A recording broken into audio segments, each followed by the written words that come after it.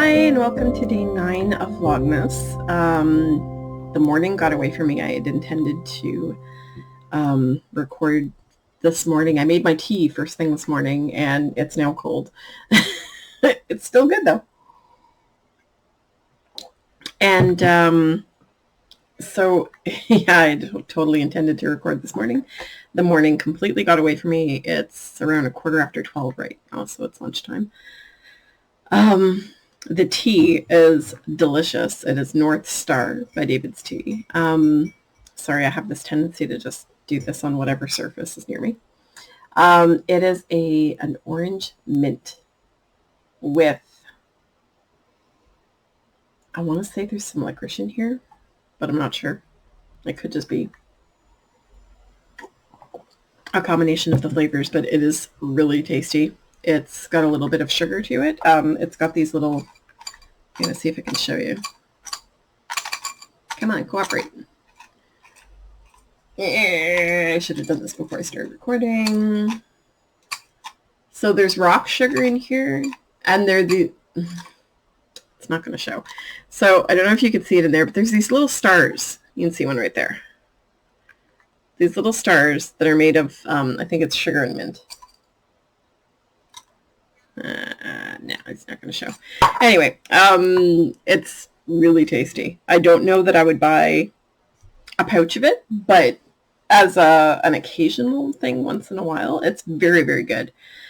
So I'm enjoying that. I have a confession to make. So I opened my Advents last night after midnight because I was like, technically it's tomorrow. So I did that last night. So I ate my chocolate last night. I was so crabby last night. I was just in a mood, and opening Advents made it a little bit better. So that's what I did. Sorry for you can tell it's sunny outside again today. Fortunately, the siding guys are off to lunch, so there's no noise going on outside right now because they have been very loud. So I finished my square last night. And I just finished today's. There we go. The green is showing up now.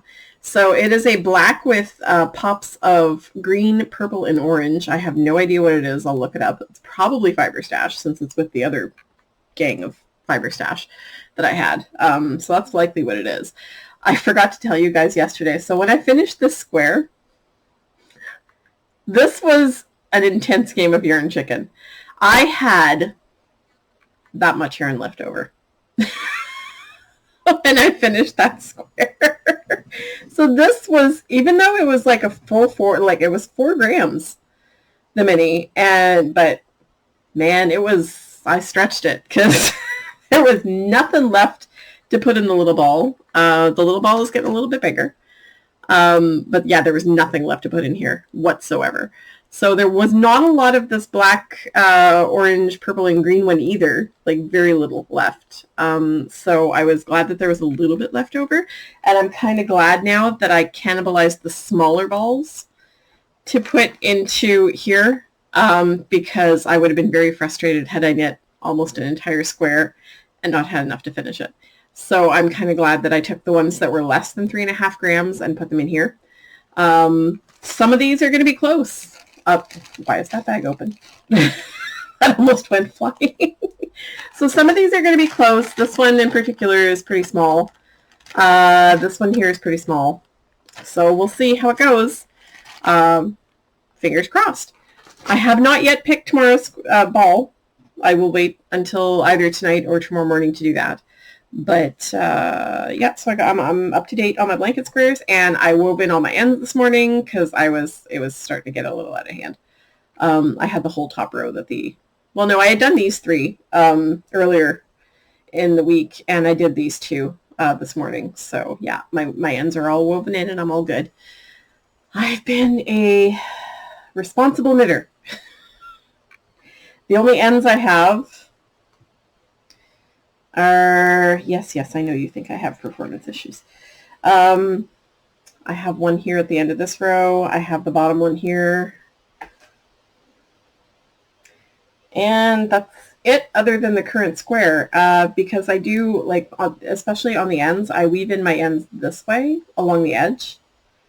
So there are no ends there, or rather this end, because there are no ends on that end. So I do the ends from the two squares together up the side between the rows. So you can see it here, where there's this was a sock blank from Fiber Stash. So you've got the sock blank and this one, and there's one of each going up through here, and you can kind of sort of see it where there's contrasting colors. Here you can see it a little bit better. You can see the orange and the pink coming through. So yeah, that's what I've been doing.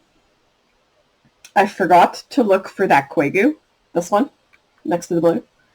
I forgot to look for it yesterday. So I'm going to look online to see, first of all, I don't even know if Koigu still makes yarn. But I'm going to look for this because I really, really love it, and I want a skein of it. So that is my mission for today, is to see if I can find that skein of yarn.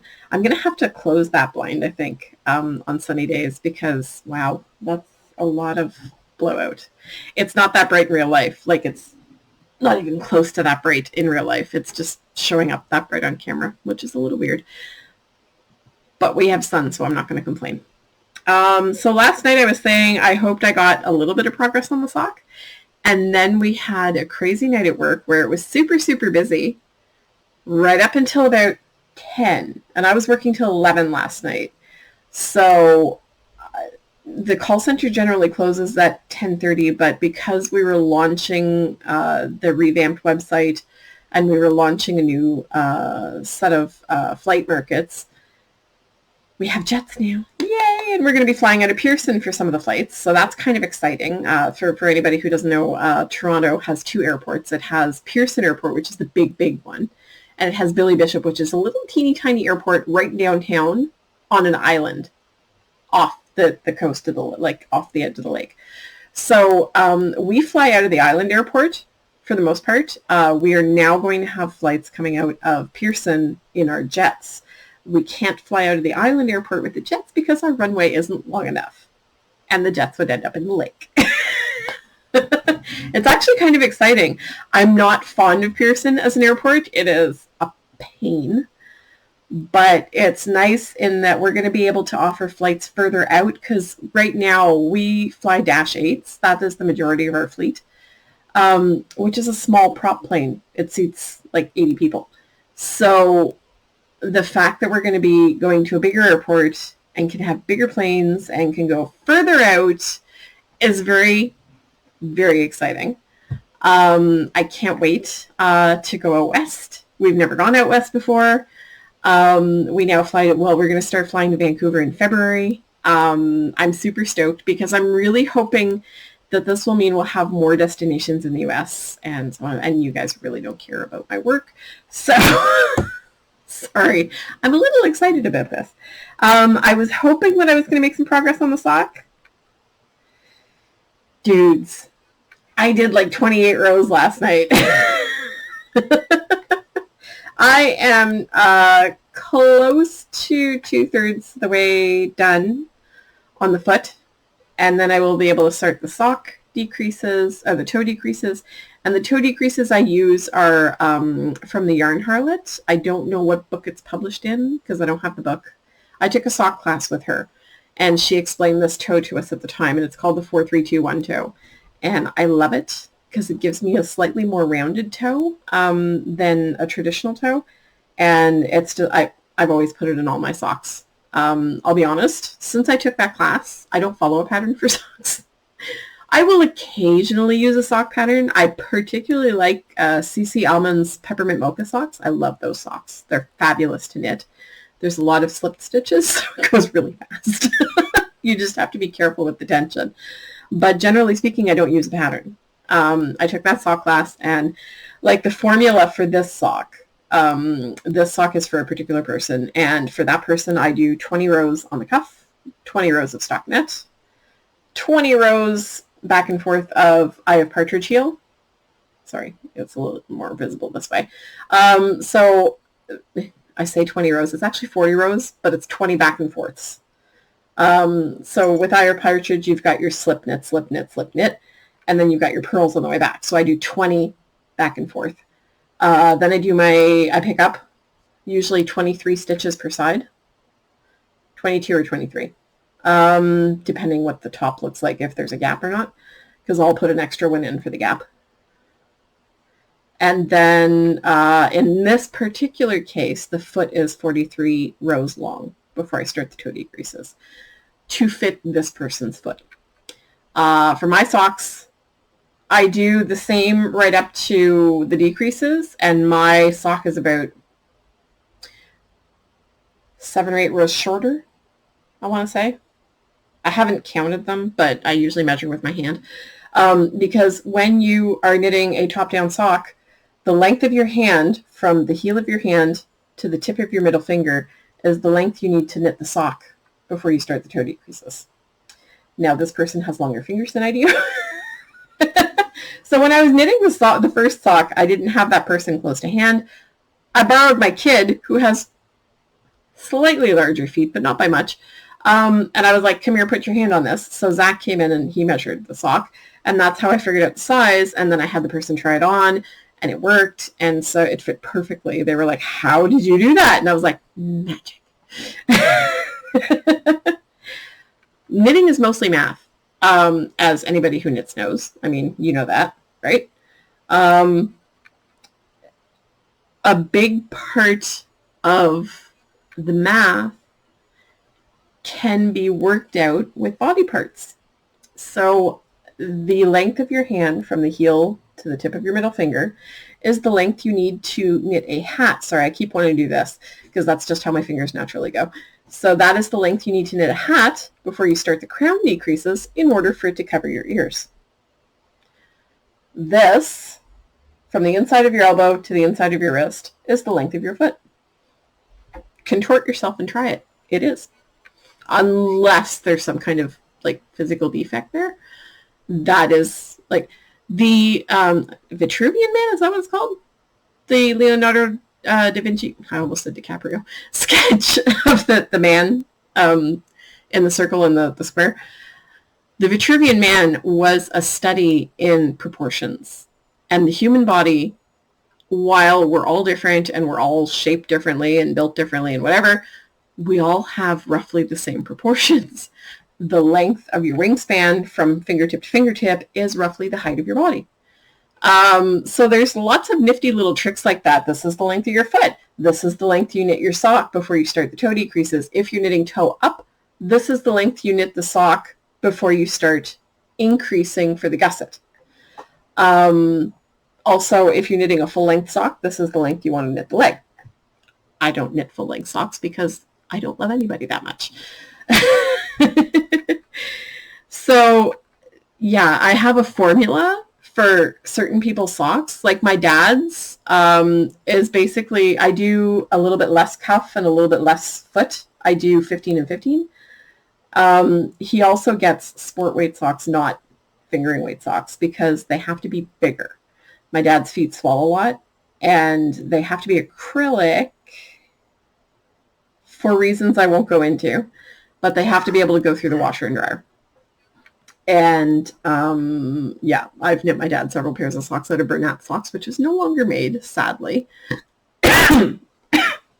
Excuse me, choking on my own spit.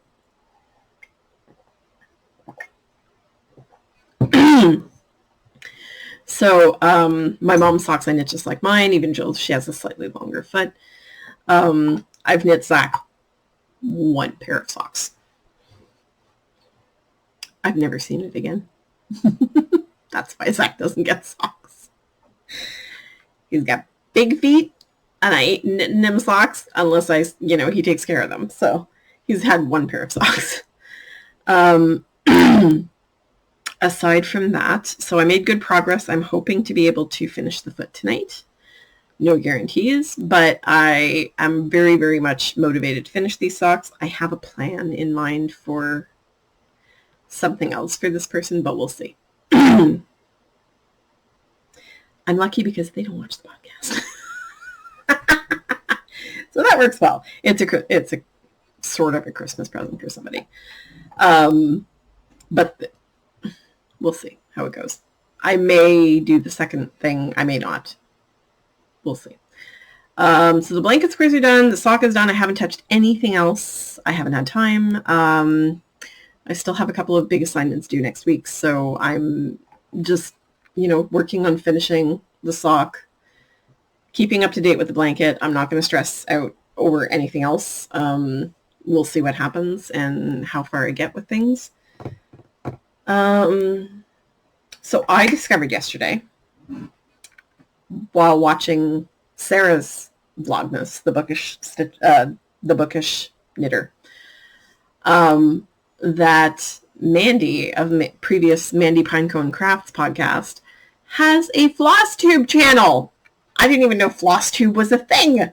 I mean, I didn't know what BookTube was a thing before Sarah either. But I discovered that Mandy has a Flosstube channel. It is called Coffee and... I'm a dummy because I knew I should have written it down. Coffee and Stitches with Mandy is what it's called. So go check her out. She is doing Flossmas, which is like Vlogmas, but for cross stitch. So I've been catching up on her episodes since last night because I got super cranky last night. And I was like, there's no Vlogmas episodes to watch. I've caught up with everything. I need entertainment. Where are all my people? What is going on? I was bored and I was cranky. So I asked Sarah, I said, you mentioned that Mandy has a Flosstube channel. Where is it? Because I tried searching for it and couldn't find it. So Sarah sent me a link to it and I started catching up on those episodes as I waited for Vlogmas episodes to trickle in at the end of the day. So I've been catching up on those and they're a lot of fun and I highly recommend that you check it out. Sarah also has a Flosstube channel called Tea and Stitches, I think. Pretty sure. I subscribed to it. I haven't watched any of it yet because I've been catching up on Mandy. Once I'm done with Mandy, I'll move on to Sarah's. But yeah, they have Flosstube channels, dude. It's kind of making me want to pick up some cross stitch. I'm not allowing myself to do that till the new year. No other crafts until after all the insanity. But that's about all I had to talk about today. It has been a crazy morning at work, so I'm going to jump right back into it after lunch. And yeah, we'll see how the rest of the week goes. I know it's Friday. I am aware of the fact that it's Friday, but for me, Fridays are my Mondays at Porter. I picked up a shift last night, so I'm a little discombobulated right now, but Fridays are my Mondays at Porter. I have Wednesday and Thursday evenings off, and then I start working again on Friday. And I work Friday, Saturday, Sunday, Monday, Tuesday. So it's a little weird for me. Like, I don't look forward to the weekend like most people do because for me, the weekend is a lot of work. But I'm hoping to get a little bit of laundry in today. I might try to bake something. I've kind of been having a hankering for peanut butter cookies. So I might try to make some peanut butter cookies if I can get a recipe for a small batch. Because let's face it, I shouldn't be eating peanut butter cookies, but I really, really want one. So I may bake some peanut butter cookies. We'll see. But anyway, I will let you guys go and talk to you tomorrow. Tomorrow's Saturday. It's going to be a long day for me because that's my longest day at Porter of the week.